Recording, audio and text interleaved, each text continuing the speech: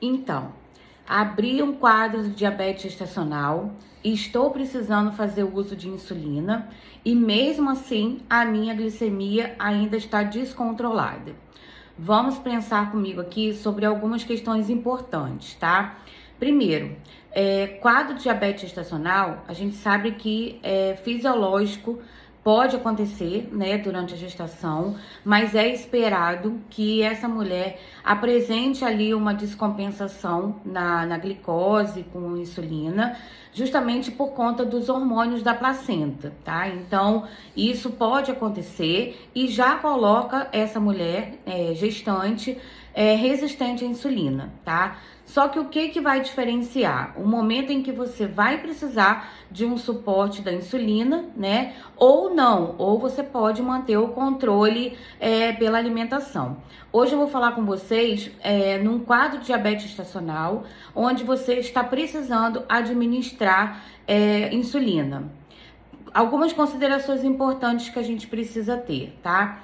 Quando você toma insulina, né, que é prescrito pelo seu médico, avaliando realmente que a necessidade de administração da insulina precisa acontecer, a gente não pode esquecer que o fato de você estar administrando insulina, você pode comer em livre demanda, não precisa ter controle nenhum, tá? Isso é o primeiro erro que eu vejo quando eu atendo uma paciente que abriu um quadro de diabetes gestacional e está em uso de insulina e não consegue controlar a glicemia de jeito nenhum, tá? Então, o fato de você estar com insulina não quer dizer que está tudo resolvido e posso comer à vontade. Isso não pode acontecer.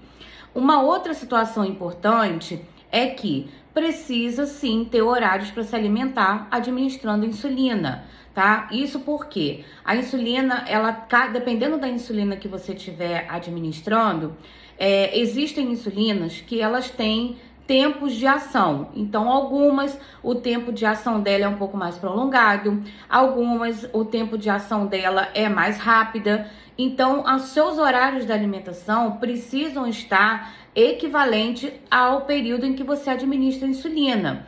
Então, se, por exemplo, você estiver usando uma insulina, que o início da ação dela é em torno de 1 a 2 horas, e você faz a aplicação dessa insulina na hora que você vai se alimentar, é claro que a gente vai ter aí um delay de horários, né? Entre o momento em que você começa a ter aí o aumento da glicemia pela alimentação, mas o horário da insulina não está equivalente, né, com o horário ali que você se alimentou e que essa glicemia começa a aumentar em função do que você comeu. Então, assim, são duas situações que a gente precisa ter bastante atenção quando está administrando a insulina.